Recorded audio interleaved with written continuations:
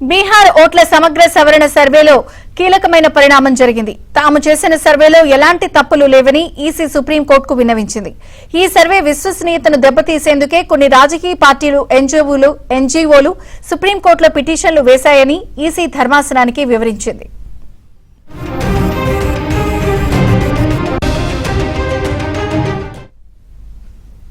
తుది జాబితా విడుదలయ్యాక కనీసం ఒక్క ఓటర్ నుంచి కూడా ఫిర్యాదు రాలేదని ఈసీ అత్యున్నత న్యాయస్థానానికి తెలిపింది. ముస్లింల ఓట్లను అసహజ రీతిలో తొలగించారు అన్న ఆరోపణల్లో నిజం లేదని తెలిపింది. అయితే తుది జాబితాలోనూ ఓటర్ల పేర్లలో తప్పులు దొరలడంపై అసంతృప్తి వ్యక్తం చేసింది. దీంతో టైపింగ్ తప్పులు ఉండకుండా చూసుకుంటే బాగుండేదని, ఇలాంటి వాటికి తగు స్వల్ప పరిష్కారాలు చూపిస్తే మంచిదని ధర్మాసనం అభిప్రాయపడింది.